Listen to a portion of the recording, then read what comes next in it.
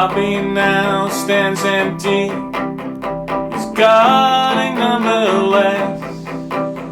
The front desk phone is silent. No calls from angry guests or strange requests. He walks the hall so quietly, not to wake their sleep. A light bulb that needs changing, a leaky pipe that seeps, now ankle deep. Doesn't have a claim to fame. No one ever knows his name. $100 to hide all of our dreams. Our secret plays 1,000 thrilling scenes. He never stops to wonder what it means, and he'll never know, but he likes it so. The sunlight is returning, the guests begin to wake. He leaves them with a smile, but his hand they never shake or ever take. Doesn't need a claim to fame. He's happy with his given name. $100 to hide all of our dreams. Our secret plays 1,000 thrilling scenes.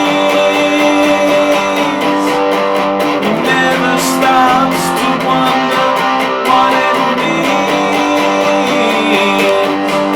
and he'll never know, but he likes it so. $100 to hide all of our dreams. Our secret plays 1,000 thrilling scenes. He never stops to wonder what it means, and he'll never know, but he likes it so.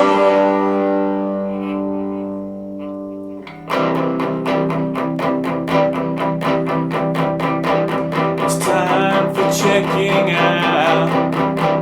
It's time for checking out. It's time for checking out.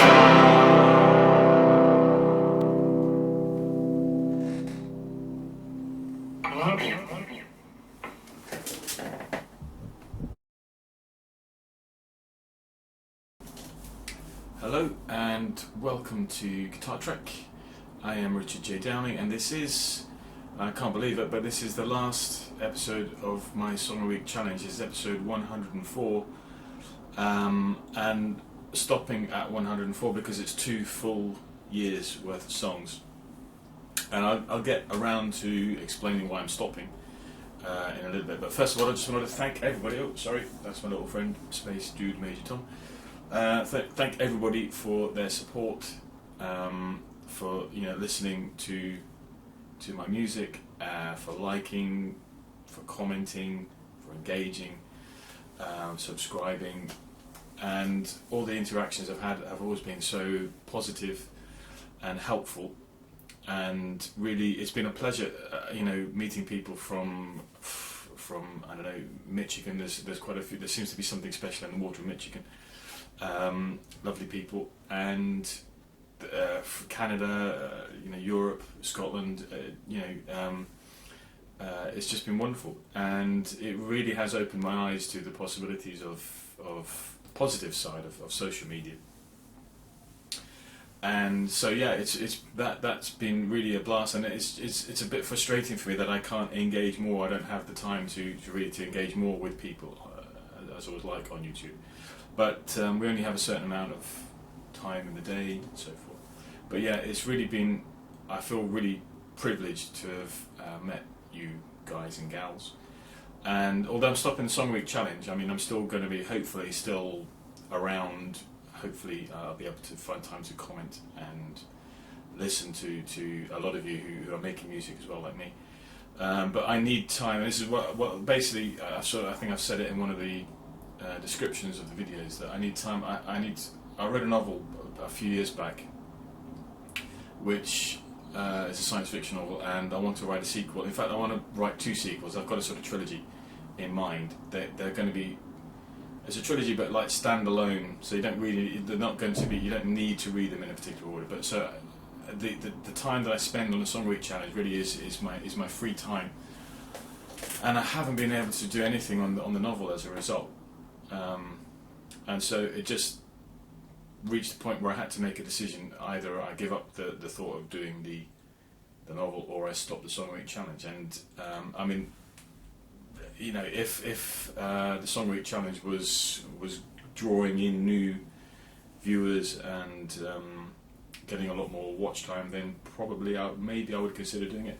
Certainly, the thought of not writing a song now actually scares me, because I've got so accustomed to working a little bit every day, and you know, maybe the verse one day, the chorus the next, then the lyrics, then transitions and little touches. It's such a pleasurable experience for me. I mean, the joy of creating something. To those of you who write songs, you'll know it's indescribable. It's just such a fulfilling thing to do, especially in an age where, you know, so much of what we're supposed to enjoy is through consuming products. We consume television shows, movie shows, we consume technology, we consume the internet. It's a nice way to for me personally to feel like a human being by actually doing something and creating something. So yeah, I'm going to continue writing songs, obviously, and hopefully, you know, at some point my intention is to go to the studio, record some of the songs for an EP which I'm going to call Strange Highness. I've had the songs sort of, they're all from the Song Week Challenge, and I've been working on arrangements at home, which I like to do before I go into the studio. But again, it's just been lack of time, lack of money. But hopefully I should be able to do that sometime this year. So yeah, the music is not going to stop. I'm just going to stop uploading so frequently, and I may well, you know, drop in from time to time to upload a video or a song for whatever reason, or anything really. I mean, maybe to do with my writing. Might have to change the name of the channel though, if it's Guitar Trek. I'm not writing about guitars, but so that's the reason basically, is that I need more time. So I'm going to stop there at 2 years, which I think is a nice. I feel satisfied having done that, and I like to think that I didn't really let the quality drop. I think, I mean, literally every week, my favourite song was the song I was working on out of all the projects. Looking back, I think if I had to pick one song from the whole, it's actually more than, it's week 104, but there's actually 105 songs, because at 1 week I did a bonus track for the Team Cities initiative. In fact, there have been quite a few like highlights throughout the 2 years. I mean, it's been a crazy time in the world, and the Song a Week Challenge really did give me a bit of stability in some ways, because, you know, we had the pandemic, there were racial conflicts, and still are problems of inequality that, you know, in so many countries, and now we've got the situation where Putin's invaded the Ukraine. So it seems increasingly like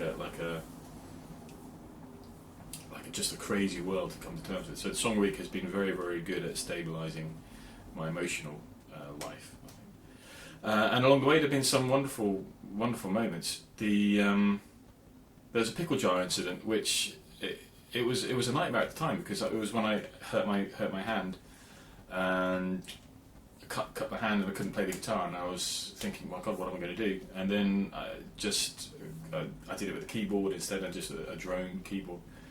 And that really, I think that was a moment when I realised that there was nothing that could really stop me, because even if I couldn't use, I could just bang out a rhythm or something and just sing it, and if I had a sore throat I could play something, I don't know, I could do some melodic instrumental or something. So it was a little bit of a worrying moment, but then when I got through that, it gave me a lot of confidence in my ability to write songs. Because one of the reasons I started it was I've always been coming up with ideas for songs, but inevitably, there's no reason to finish them off if you're not performing them, if you're not releasing them. You sort of have an idea and think, yeah, well, one day I'll do something with that. And it was good to get into the habit of finishing songs, writing lyrics. I learned a hell of a lot about writing lyrics, and the process of writing lyrics got a lot easier for me over the course of the time. I remember that in the beginning it was a real struggle. And now it's still difficult depending on the song. Some songs are a bit easier than others, a little bit more difficult, but in general I feel as though I've got more of a fluency for writing lyrics, so that's been a real positive thing as well. And what was I saying? Yeah, but if I had to pick one song out of the 105, for me it would be number 38 in the Song Week Challenge, the Sight of You. It's a song that I can imagine in my head in an arrangement, maybe like a sort of 80s electro ballad or something. And I'm just really happy with the emotional feeling that the song creates. It just seems like it was a sort of song that I never imagined I would be able to do, and somehow it sort of came out. And I mean, well, I say that, and then there's also Anne-Marie I'm very happy with. But then as soon as I say that, then I start thinking, well, Give Me the Music Man, or Give Us a Music Man is another good one. I could go on, but no, if I had to choose one, it would be 38, The Sight of You. And that reminds me, another thing that was been an unexpected pleasure is people covering my songs. So I'd like to thank all of you who've taken the time to do a cover of one of my songs. I think it's like the ultimate compliment, so thank you. So I'd like to thank everybody who has done a cover version of one of my songs, and it's quite a list. It's Zach Boles, who did a cover version of Candy Can, Evan Wolf, who did a cover version of The Sun and the Moon, Kenzu Leisti, forgive me if my pronunciation is not very good, Kenzu Leisti, who did a version of Bury Me in Open Skies, as did Ainawa Ferrari, and lastly Temple of the Martyrs, who did a version of When Stephanie Sets Out. So thank you all. It really is the ultimate compliment, I think, as a musician, for another musician to want to cover your work. So that really has been out of 2 years of highlights, that I think has been the real highlight for me. So I'm going to leave you now and say goodbye to Space Dude Major Tom for a little bit, and I hope to be back at some point, and I will be around and about. So it's not a complete goodbye, it's a sort of see you later. So take care.